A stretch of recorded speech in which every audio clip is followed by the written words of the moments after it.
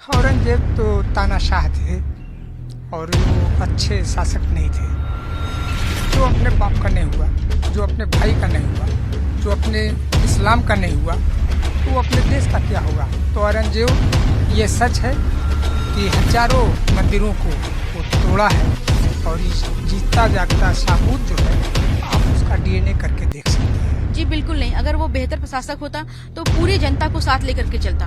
वो यहाँ आकर के उसका एकमात्र उद्देश्य था कि मुसलमान आबादी को बढ़ाया जाए, हिंदू मंदिरों को तोड़ा जाए, हिंदू आस्था को खत्म किया जाए, हिंदुओं को खत्म किया जाए। तो इसलिए वो बेहतर शासक तो कतई नहीं हो सकता। मुसलमान एक सच्चा धर्म है और मुसलमान ये नहीं कहेगा कि क्यों नहीं जांचे। अभी जितनी भी जांचें हुई, जो कोई चीज़ें हो रहा है, किसी ने आपत्ति तो जताई नहीं। हम लोगों के मन में तो यही है कि हम तो ये चाहें कि जो SII जो है जांच हो रही है और उस पे जो है सभी लोग मान्य करें और जो है विश्वास करें। हिंदू आस्था का केंद्र ज्ञानवापी मस्जिद मामले में वाराणसी कोर्ट ने आज बड़ा फैसला सुनाया है। कोर्ट के इस फैसले से विशेष समुदाय पर क्या होगा असर? क्या हिंदू समुदाय इस फैसले के बाद खुश है? इस पूरे मामले में मुस्लिम पक्ष की आपत्ति क्या है और क्यों है? कब से शुरू हुई थी ज्ञानवापी की लड़ाई और किस शख्स की अपील पर आज देश भर में ये मुद्दा गरमाया? इस पूरे वीडियो में आज मैं आपको ज्ञानवापी से जुड़े हर एक फैक्ट्स को हाईलाइट करूंगी। लेकिन अगर आप चैनल पर नए हैं तो तुरंत सब्सक्राइब कर लें और चैनल को लाइक भी कर दें। नमस्कार, आप देख रहे हैं न्यू इंडिया लाइव का डिजिटल प्लेटफॉर्म और मैं हूं आपके साथ वैष्णवी चौहान। सबसे पहले तो यह जान लीजिए कि वाराणसी कोर्ट ने ज्ञानवापी सर्वे के पक्ष में फैसला सुनाया है और फैसला यह है कि कोर्ट ने ASI के सर्वे को मंजूरी दे दी है। यह वही सर्वे है जिसका सालों से मुस्लिम पक्ष विरोध करता आ रहा है।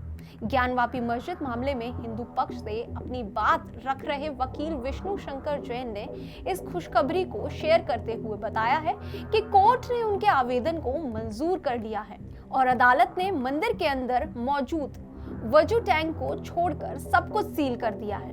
अब देखिए, कोर्ट का आदेश आ चुका है और सब कुछ ESI की रिपोर्ट पर निर्भर करता है जो कि 4 अगस्त को जिला जज को सौंपी जाएगी। क्या ये ओरल एविडेंस के आधार पर केस डिसाइड हो सकता है? सिर्फ एक ही उत्तर हो सकता है कि इसके लिए एक्सपर्ट ओपिनियन चाहिए। और मैं आपको बताना चाहता हूं कि इंडियन एविडेंस एक्ट के सेक्शन 45 में इसकी व्यवस्था है कि कोर्ट एक्सपर्ट ओपिनियन मंगा सकती है और CPC में ऑर्डर 26 रूल 10A में साइंटिफिक सर्वे का प्रोविजन है। और इसलिए मैंने एप्लीकेशन फाइल की थी डिस्ट्रिक्ट कोर्ट वाराणसी में 16 मई को, जिसमें हमने इस पूरे परिसर की ASI सर्वे की मांग की थी। वजू टैंक को छोड़ के बाकी पूरा परिसर जो इस बैरिकेडिंग के अंदर आता है उसके लिए ASI सर्वे की जांच मांगती है। कुछ बुद्धिजीवियों को यह सर्वे फिजूल लग रहा था। उनकी जानकारी के लिए मैं बता दूं कि यह सर्वे हर मायने में बहुत जरूरी है क्योंकि मस्जिद के परिसर के अंदर शिवलिंग को लेकर 2 अलग-अलग पक्षों में विवाद था। जहां हिंदू पक्ष का कहना है कि यह शिवलिंग है तो वहीं मुस्लिम पक्ष इसे महज एक फव्वारा बता रहा है।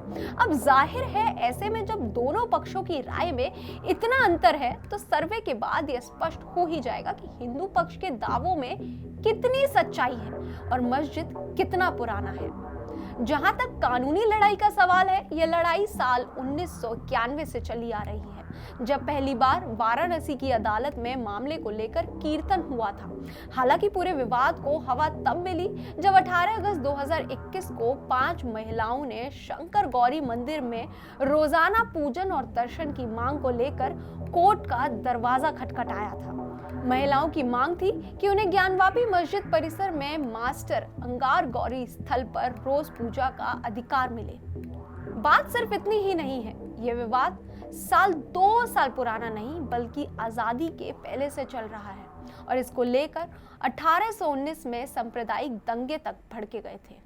वैसे इस सर्वे में जो रिपोर्ट आएगी वो तो अलग है, लेकिन इस समय देश के अंदर ये मुद्दा फिर तूल पकड़ता हुआ दिख रहा है। आप खुद ही देखिए, ज्ञानवापी पर 2 अलग धर्मों से ताल्लुक रखने वालों ने क्या कहा। क्या उम्मीद करती हैं कितना महत्वपूर्ण ये फैसला है, खासतौर से इस केस के लिहाज से? काफी महत्वपूर्ण है क्योंकि हम लोग सिर्फ वजू खाना नहीं, हम लोग पूरे परिसर को अपना मंदिर मानते हैं और मंदिर तब तक नहीं साबित होगा जब तक कोई सबूत नहीं आ जाएगा। और जब सर्वे का आदेश होगा, जब वो वैज्ञानिक पद्धति से सर्वे होगा तभी पता चलेगा कि मंदिर है, क्योंकि मंदिर के सारे सबूत धसे हुए अंदर। लेकिन मुस्लिम पक्ष एएसआई सर्वे की एक तरीके से वो मांग से इनकार कर रहा था, कह रहा था कि नहीं, इसकी कोई जरूरत ही नहीं है, अगर ऐसा होता है तो जो हमारे मस्जिद है वो डिमोलिश होगी। आप लोग को क्या लगता है कि कल जब फैसला आएगा तो आप लोग की बात सुनी जाएगी और सावन में क्या कुछ देखिए 16 मई 2022 को जो प्राप्त शिवलिंग है, मुस्लिम समाज उसको फुहारा कहता है, हम शिवलिंग कहते हैं। आखिर इसका कैसे निराकरण हो, कैसे माननीय न्यायालय के परिधि में कैसे निराकरण हो, इसका सीधा सीधा है वैज्ञानिक पद्धति कार्बन डेटिंग के अनुसार। और जिस तरह न्यायमूर्ति अरविंद जी ने जो है वजू खाने का कार्बन डेटिंग के लिए उसका अनुमति दे दी है, और माननीय न्यायालय का जो कल फैसला आने वाला है सहस्त्र ज्ञान वापी के संपूर्ण परिसर की फैसला लेने की बात है। यहाँ तक कि जो गुम्बद है उसका जो बीच का गुम्बद है उसके नीचे भी एक शिवलिंग है, और सारे के सारा सब कुछ जो है जो पश्चिमी दीवार है और हमारे जो ताखान संपूर्ण ज्ञान वापी परिसर यानी बैरिकेटिंग के अंदर सब जो है पूरा का पूरा वैज्ञानिक साक्ष्य होगी, रडार सिस्टम के माध्यम से, कार्बन डेटिंग के माध्यम से जो प्रणाली होगी, और इसे 3 थ्योरियां हो जाएगी। हाँ, लेकिन अभी स्पष्ट कर दें कि ये जो सर्वे की बात कही जा रही है ये वजूखाने की सर्वे की बात नहीं हो रही, क्योंकि वजूखाने में ही जो तथाकथित शिवलिंग के बारे में हिंदू पक्ष दावा करता रहा उसकी एएसआई जांच की नहीं, बल्कि उसको छोड़कर जो संपूर्ण परिसर है उसकी एएसआई जांच की मांग की जा रही। तो क्या लगता है कि जिस तरीके से कोर्ट कमिश्नर की कार्रवाई के दौरान जो तस्वीरें हमने देखी, त्रिशूल, घंटी, इसके अलावा शास्त्री के निशान थे, क्या वो चीजें और स्पष्ट तौर पे सामने आएंगी क्या?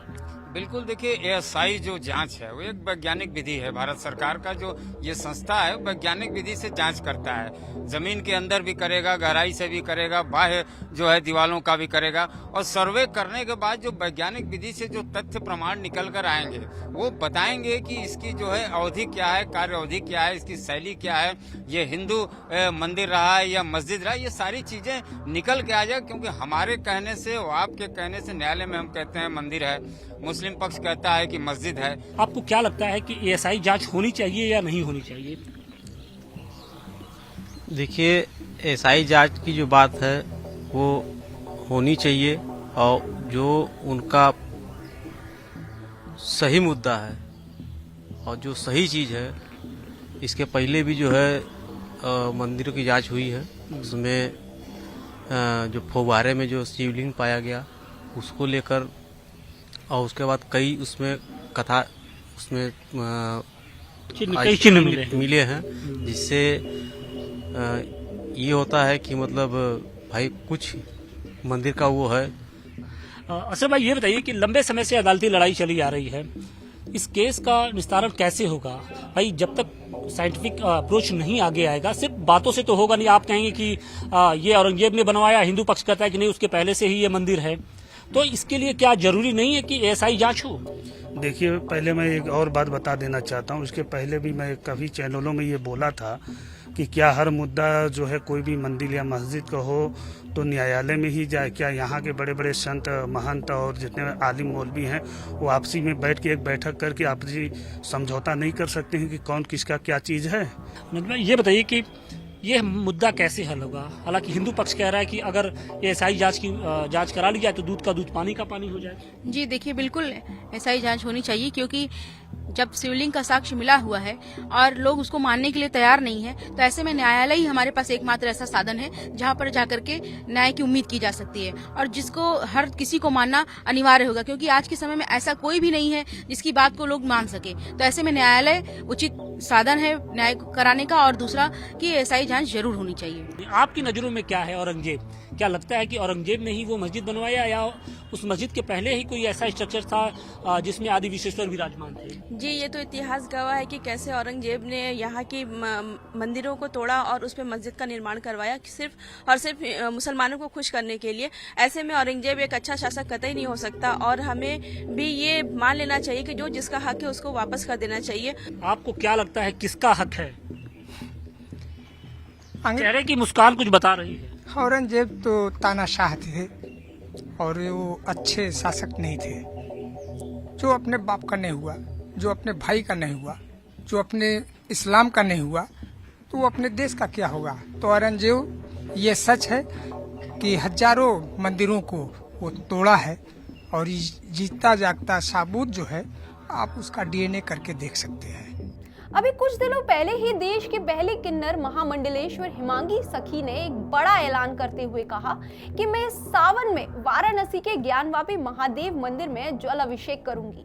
और अब आज इस फैसले के बाद हिंदुओं के लिए राहत की खबर है और ये कह सकते हैं कि इन सब के बाद हिंदू पक्ष का दावा मजबूत होता दिख रहा है। खैर, आपकी इस मुद्दे पर क्या राय है, हमें कमेंट करके जरूर बताएं। तब तक रखें अपना ख्याल और देखते रहें न्यू इंडिया लाइव।